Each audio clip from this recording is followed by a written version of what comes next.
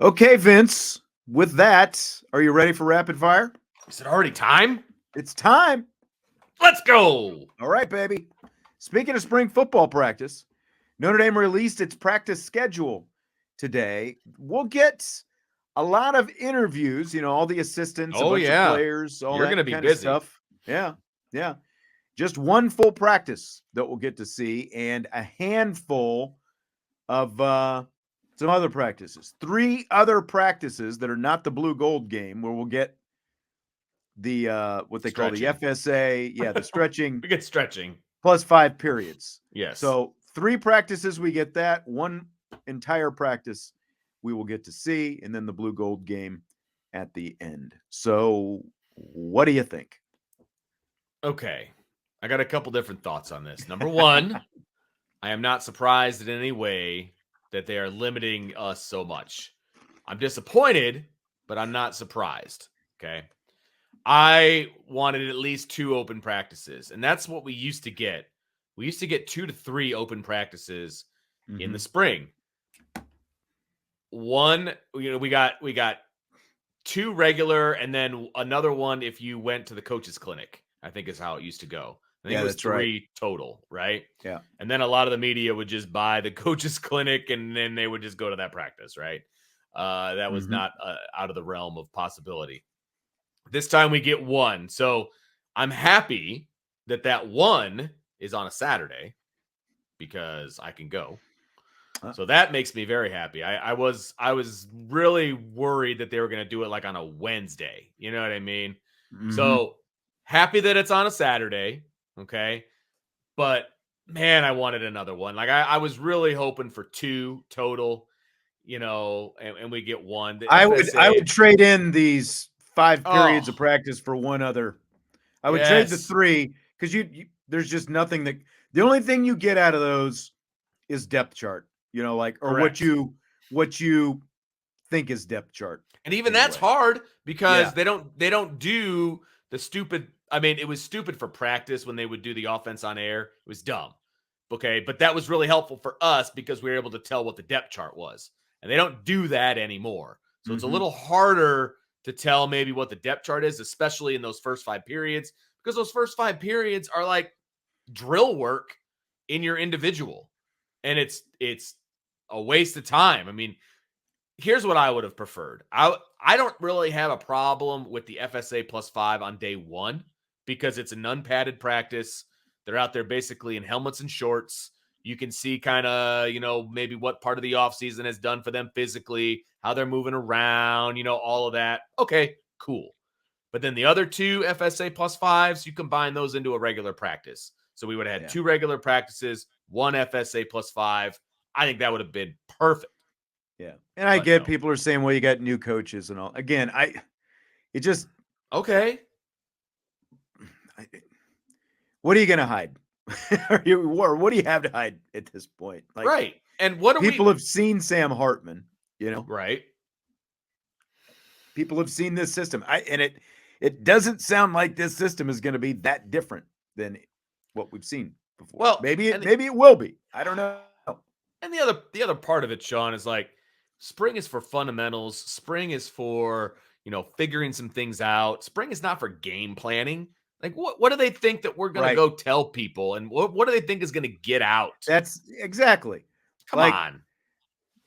It would actually serve everybody's purposes. Like we're talking about getting guys out there in some difference, like tried Clarence Lewis out at safety, for example. It would give everyone a good a good idea of what does Clarence Lewis or whoever. I'm just using him as an example. Like, what do these guys look like? What does Jalen Sneed look like as the Rover? What does he look like as the Will? Prince Colley, all these different guys. Getting to see them for more reps in the spring. We're not even talking about, we're not talking about fall training camp where you're gearing up for a game. You're still 6 months away from a game at that point. What harm is it in seeing some guys that you don't normally get to see in some live rep situations? That's what it comes down to. I mean, their last practice is literally televised. Okay. Exactly. So exactly. What are they going to show us during another practice that they're not going to show during that the blue gold game, which is practice. Because literally, if they have things to hide, all they've got to do is keep things as vanilla as possible while we're there, right? Absolutely. Like, is that going to hinder them? Is that going to hinder them that much if they keep things relatively vanilla? No, I don't think so. Especially if you're mixing and matching, moving guys in and out of some different spots.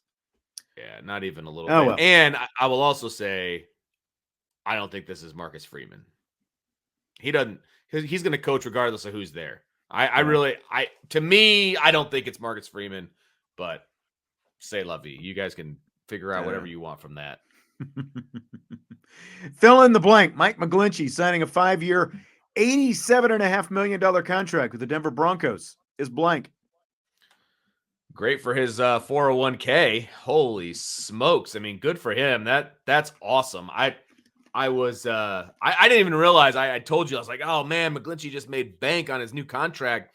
I didn't even realize it was a free agent deal with the Broncos. Like, I feel like, I don't know, the Broncos. Well, and the crazy like thing, mess.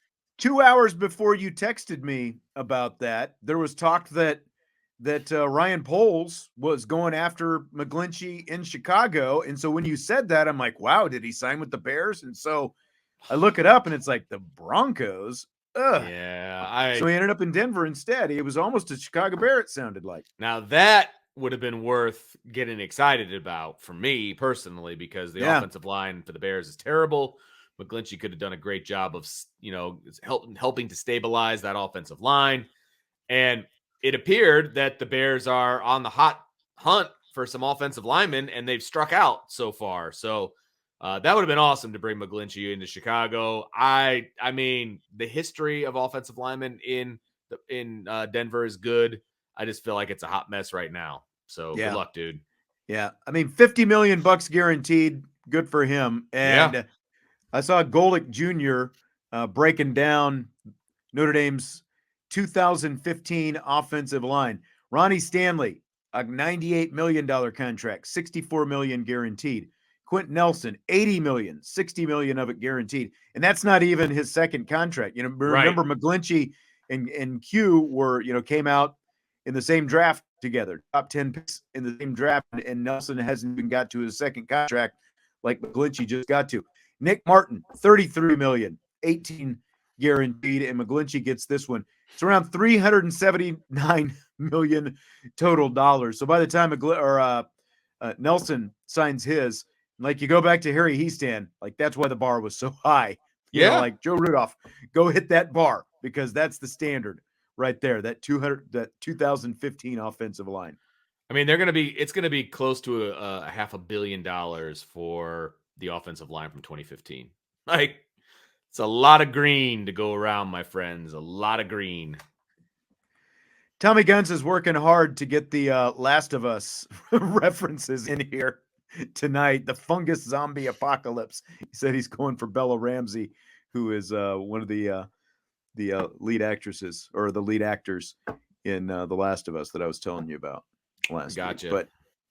But I mean, hey, the one thing with McGlinchey, like, good run blocker. I'm not so sure about his pass blocking, but hey, the Broncos needed offensive linemen. They had a horrible line. Now you got to go work with Russell Wilson. Is it all going to work? But good for Mike. Sure. $50 million guaranteed. Take that any day of the week, obviously. Yeah, no doubt. I mean, again, Vince, it's been such a crazy day. We've got all this, and we haven't even touched any of the basketball so far. Yeah. Well, because there was the Selection Sunday was yesterday, and it's like taking a complete back burner if you follow Notre Dame. So I haven't even had a chance to ask you, which is what I meant to ask you last night, because I obviously saw it on the selection, but I knew you'd be writing a story and all that stuff. The Notre Dame women, we talked about this. Did we talk about it on the air, or did we just talk about it? I can't remember. I think we talked about it afterwards. What seed they were going to get, whether it was right, a 2, a 3. That was on the show 4. Friday. That was on the show Friday. Okay. Yeah. And I was like, I think they should be ecstatic if they get a 3. And that's what they ended up getting. So what's your reaction to that? And have you gotten any kind of reaction from within the program about how they feel? Well, I mean, I think the 3 seed is very fair. And my biggest concern was, were they going to drop to a 4 seed with the uncertainty with Olivia Miles and all that kind of stuff? Like they're sitting on the 3 line, and they were on the 3 line because I saw some stuff, excuse me, on the boards earlier. There was someone who, thought that they should have been a 2. And I mean, there's a case for them as a 2, especially since Virginia Tech got moved up and is a 1 seed in this whole deal. The 1 seeds are South Carolina, Indiana, Virginia Tech, and Stanford. And of course, Notre Dame beat Virginia Tech. And then you look at the 2 line, Utah, Maryland, Iowa, UConn. Notre Dame has a win over UConn. Now, UConn's at full strength now. They weren't necessarily at full strength back then. But then the 3 line, Notre Dame, Duke, Ohio State, LSU. So I think the 3 is very fair. And like my initial thought, when they came up in the very first region with South Carolina, it's like, oh, are you kidding me? Of all regions, they end up in the South Carolina region. I like their road, though. One, I'm very confident in a Sweet 16. Now, the one thing, like the Southern Utah team they're going to play, they sound like they're a little spunky and all that kind of stuff. They're a program that's kind of been coming up. They're the WAC regular season and tournament champions this year. They've got the WAC defensive player of the year, like a couple, all conference players and all that kind of stuff. But it's not like they've got the WAC player of the year even, so they're solid. Creighton is kind of the team to watch. They're the number 6 seed. And last year as a 10 seed, they went all the way to the Elite 8 before losing to South Carolina. They actually upset both Iowa State and Iowa to get to the Elite 8 last year. And so now they're the number 6 seed, highest seed they've ever had in Notre Dame's region. And there's a play-in game in this South Bend sub-regional as well between Illinois and Mississippi State as the 11 seeds. But, I like Notre Dame to win these games. I think that they should win these games, and then if they get to the regional, which would be in Greenville, South Carolina, the place I didn't want to go, but not that I matter, but they would potentially match up with Maryland, a team they lost to on a buzzer beater in the ACC Big Ten Challenge back on December 1st, and Maryland is a 2 seed. So again, I like their chances to at least get to the Sweet 16. I think they've got a very good chance to advance to the Elite 8. Like I was looking around at some different regions, and like I actually, again, it sucks that you're in there with a team that's won 50 games in a row, the defending national champ, South Carolina. But I think that their path to potentially get to an Elite 8 matchup with South Carolina is better in this region than it would have been in a couple of the other regions. So I don't mind the draw so much. It's just that, what happens potentially once you get to South Carolina. I mean, not that it's going to be pushovers. Yeah. No, that's tough. That's to be in the overall number 1 seeds bracket. I mean, that's tough, especially, not having Mike Brey and, the situations with Notre Dame. So, I think that they should be ecstatic with the number 3. I think you're right. I think they have a great path to the Sweet 16.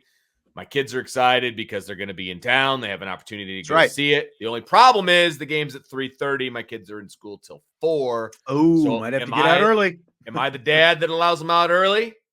I would. Yes, I am. So we'll see how that goes. There you go. Yeah, Shepard says Maryland will be tough. I mean, yeah. And they will be. I don't think Creighton will be a pushover either. There was a few years back.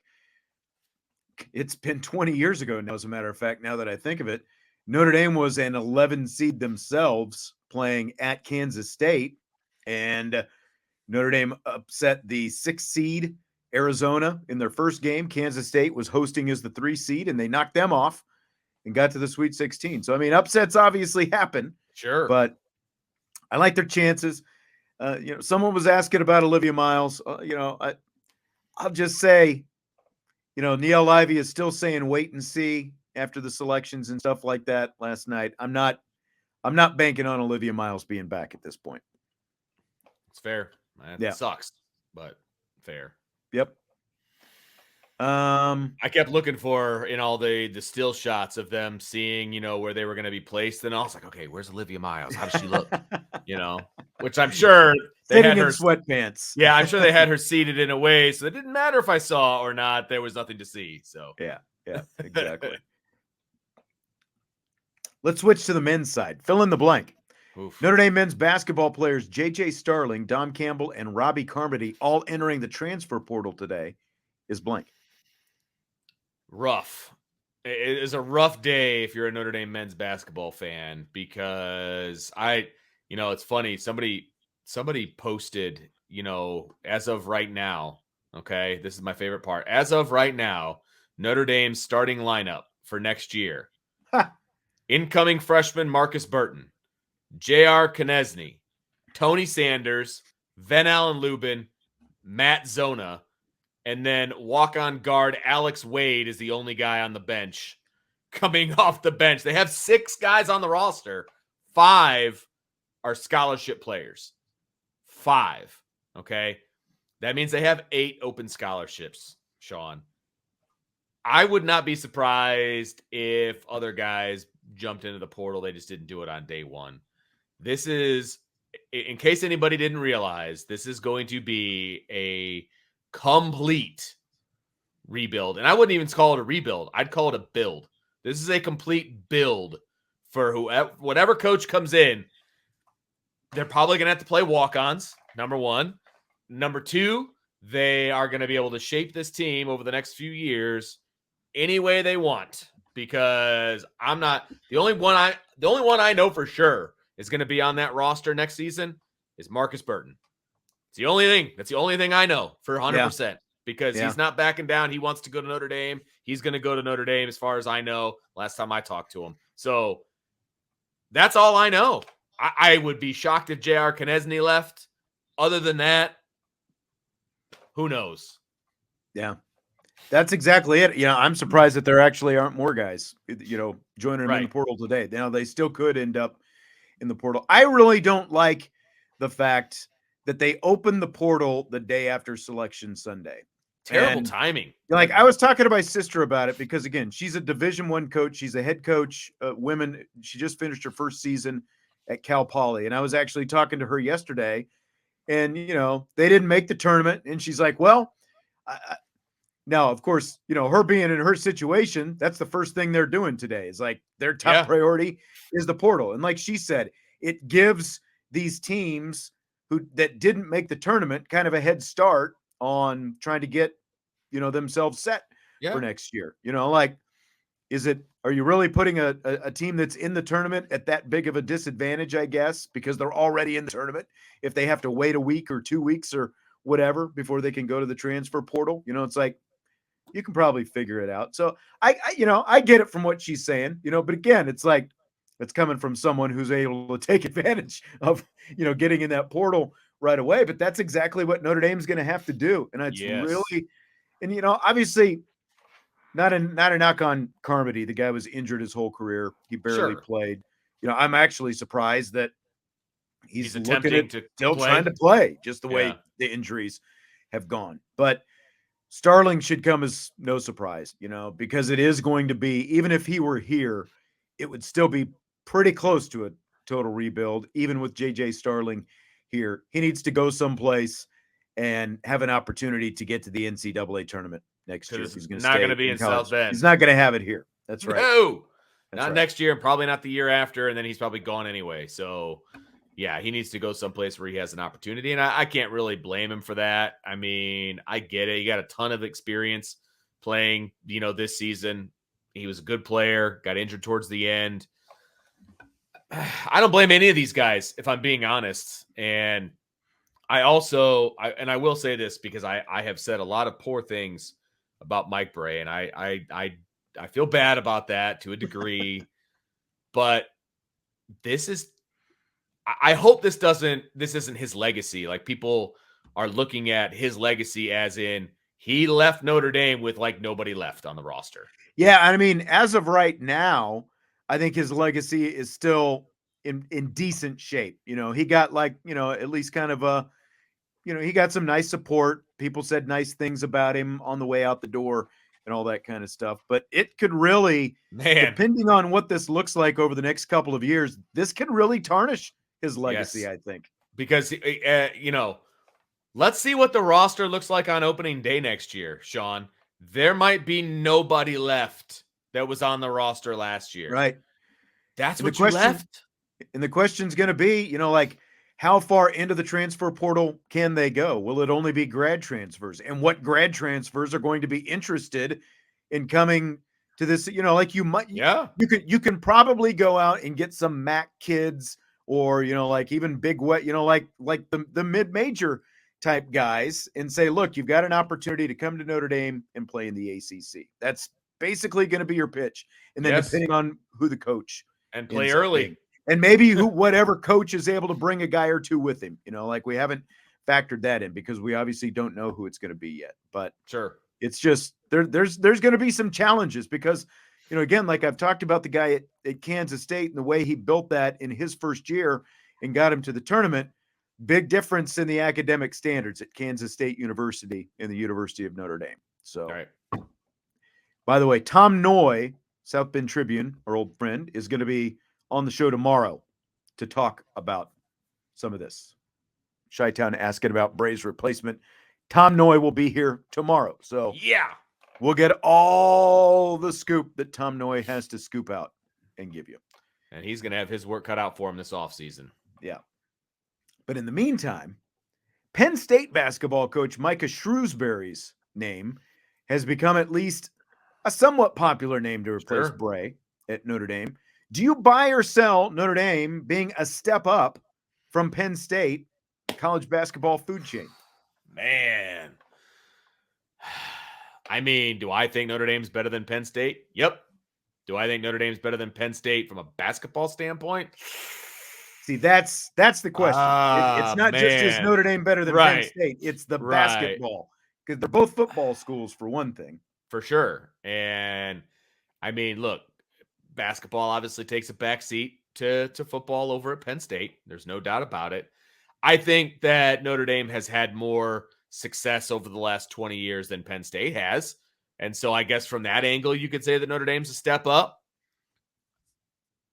Other than that, I mean, is the Big Ten a step up from the ACC basketball-wise? Right now it is. Right now, I mean. Like historically, I would obviously put the ACC over because of Duke and North Carolina.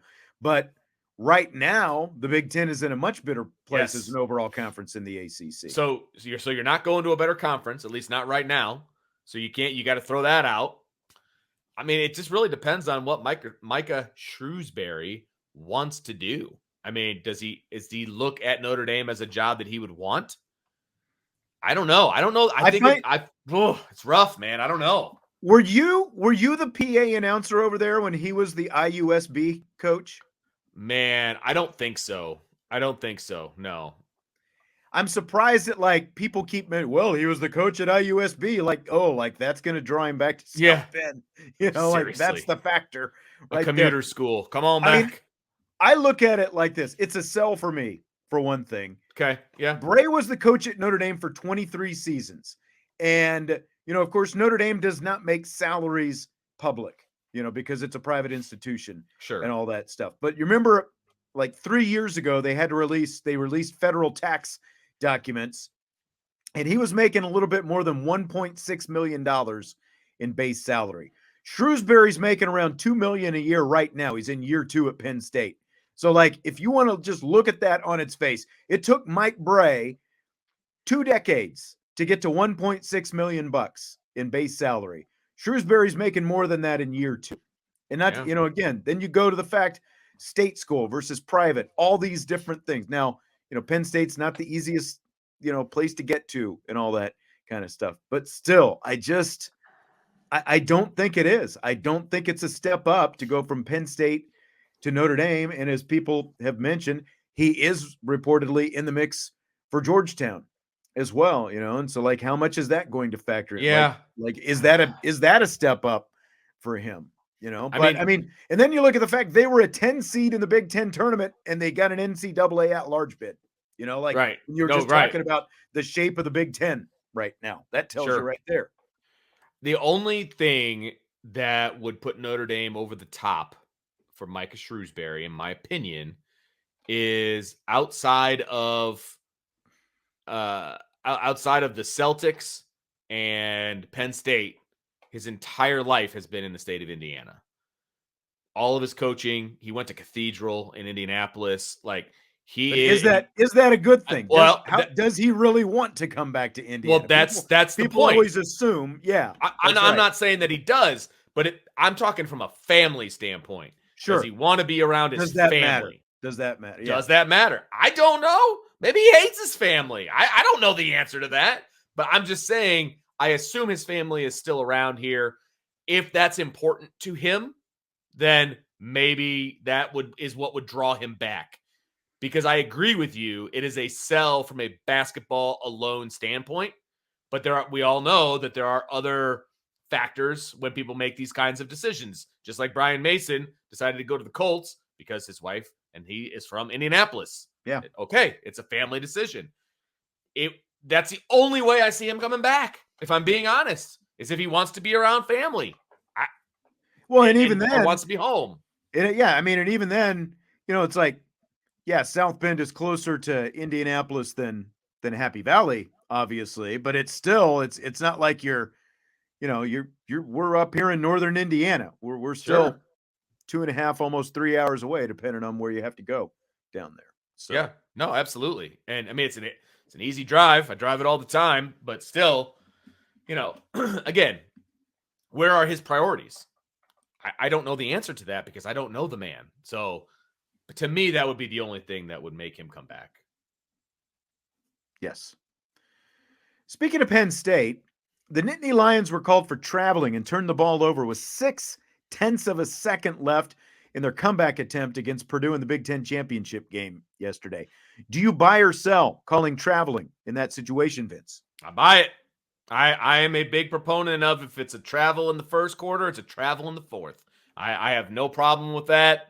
If he traveled, now I did not see the play, so I can't comment on the play itself. I'm commenting on the philosophy. If he traveled, man, you got to call it. You gave the answer I basically thought that you would give, and I don't disagree at all.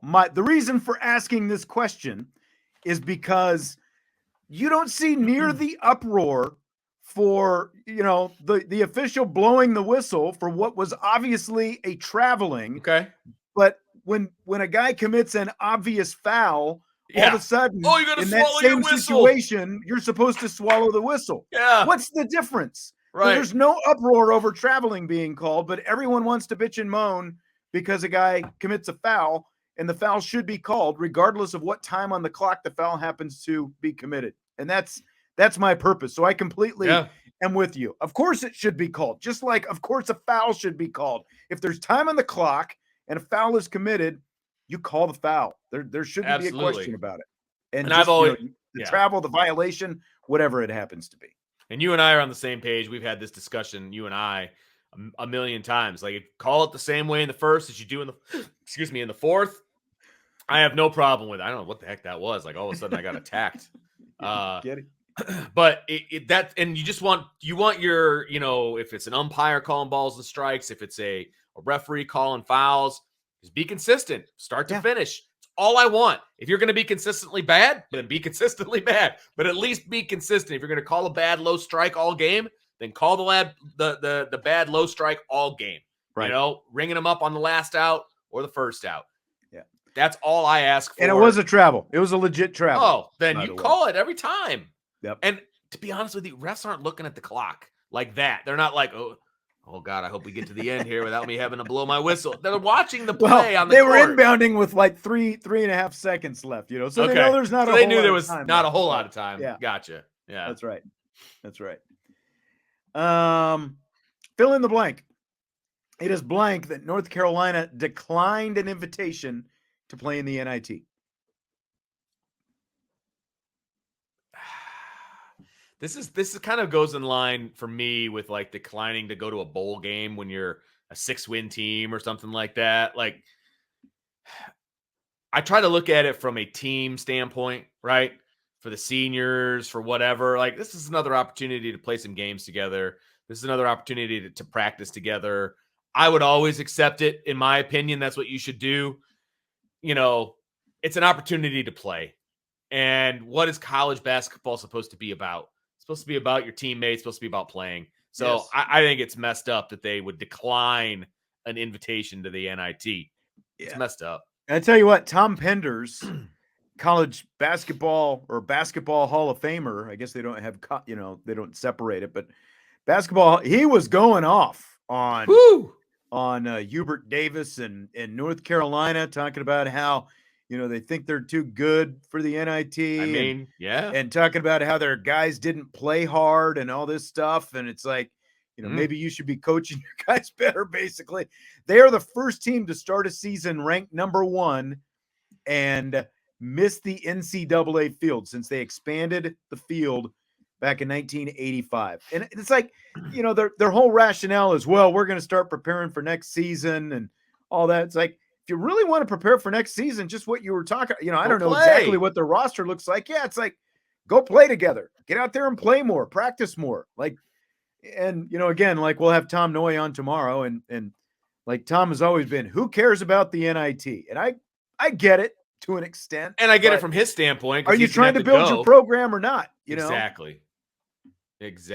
Yeah, like from the media standpoint, being in an NIT, like there's a big difference between being in an NIT game and an NCAA tournament game. That's for sure. Oh, there's no doubt. I mean, and there's a big difference between going to like, a Final Four game in the NCAA, for football, than it is to go to like the Sarsaparilla Bowl. Like those are, I get that those are two different things, but you still go.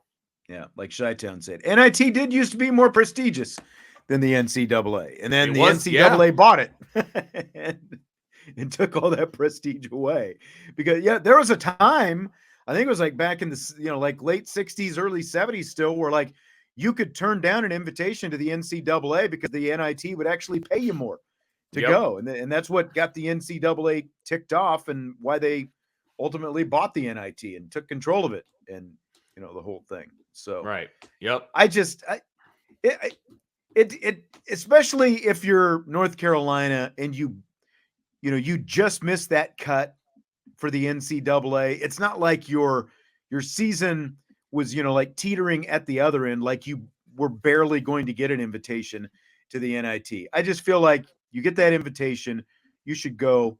Absolutely, your guys play together. All that, like there's plenty of, like, especially if you're a team that has guys who are going to be coming back next year and you make a deep run in the NIT, typically that means the next year you're probably going to be an NCAA tournament team. So there's value, I think, in that experience, in staying together and playing. So, absolutely agree. All right. Well, that's going to be it for tonight.